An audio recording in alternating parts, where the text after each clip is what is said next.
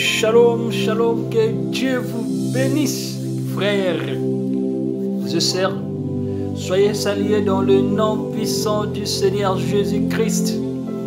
Encore une fois de plus, nous sommes dans la présence du Très-Haut, le Rabbi. Je m'en souviens encore une fois dans la Bible. Vous savez, nous, notre foi est basée sur la Bible. La Bible est le socle, la fondation spirituelle de tous les chrétiens. On trouve notre appui, notre soutien sur la Bible, car c'est la Bible qui est le pilier qui soutient notre vie.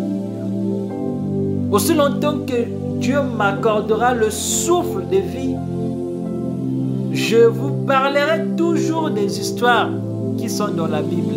Et c'est ça qui nous fortifie.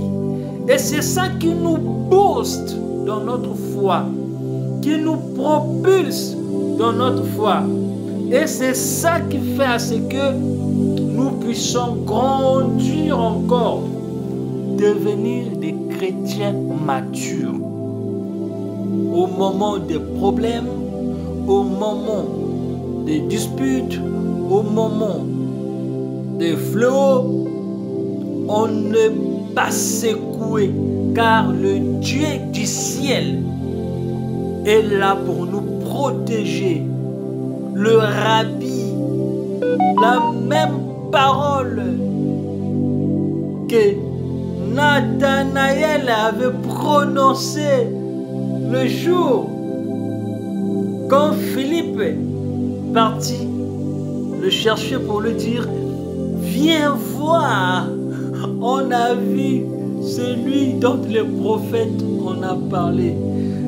Le prophète on en parlait, pardon, et on a vu exactement quelle était la réponse de Philippe lorsque Philippe vit le Seigneur Jésus-Christ. Philippe dit: Rabbi, que signifie maître? Tu es le Messie. Le Messie, et je le crois de tout mon cœur. Mais regardez l'acte qui m'a plu, c'est le fait que Philippe aille chercher son ami. Le fait que Philippe soit parti chercher Nathanaël. Le fait d'aller chercher Nathanaël stupéfie l'amour du prochain. Stupéfie l'entraide dans la parole. Parce qu'il a reçu la vérité. Il a en face de lui la vérité. Et qu'est-ce qu'il faut faire? Il faut propager cette vérité envers mes frères. Ce Dieu m'a donné le courage, l'amabilité de s'exprimer, de comprendre quelque chose qui peut édifier spirituellement un chrétien, une chrétienne, une personne. Pourquoi pas le faire?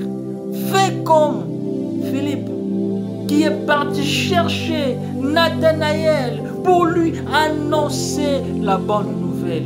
Aujourd'hui, la bonne nouvelle, c'est que Jésus-Christ est mort pour toi. Il a donné sa vie pour toi. Et il est là avec des bras ouverts. Il dit: peu importe tes péchés, même quand tes péchés sont comme cramoisis, ne vous en faites pas. Venez à moi. Venez à moi. Je vous donnerai du repos. Je vais vous purifier avec des hyssopes. Regardez cette femme de mauvaise vie dans la maison de Simeon. Cette femme prostituée, qu'est-ce qu'elle a fait? Elle a acheté du parfum. Elle est venue voir le Dieu du ciel qui était abandonné, isolé dans un petit coin dans la maison de Simeon. Mais cette femme de mauvaise vie, qu'est-ce qu'elle a fait? Elle est venue errait au pied du maître. Elle a commencé à nettoyer, laver les pieds du Seigneur Jésus-Christ avec ses larmes. Avec ses larmes. Et à la fin, elle a parfumé ses pieds avec du parfum qu'elle avait acheté. Parce que quand vous recevez le pardon, quand vos péchés sont pardonnés, vous manifestez de l'amour, même envers votre conjoint, envers votre conjointe. Quand vous avez des tendances, mais lorsque tu vois en toi, il y a l'amour qui règne dans ton cœur, cela montre que tu as pardonné. Parce que le pardon engendre l'amour. Et ce soir, je voudrais que tu puisses manifester ce même amour qu'avait cette femme de mauvaise vie. Et à la fin, Dieu lui dit, tes péchés sont pardonnés, va, ne pêche plus. Ce soir, nous aussi, nous voulons que Dieu puisse nous aider.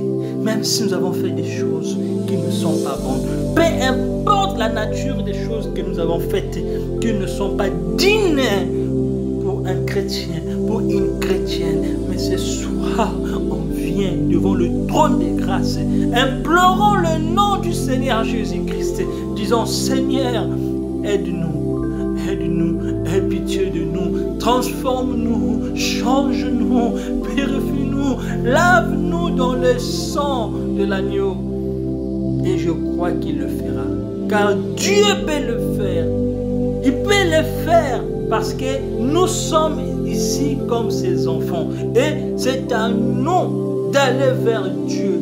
Mais on ne peut pas aller devant Dieu avec nos cœurs de pierre, avec nos cœurs de haine. Non, un véritable chrétien, il est amour, parce que la pyramide, elle est coiffée par l'amour divin. Et l'amour divin, c'est l'amour agapao, qui signifie le Seigneur Jésus-Christ.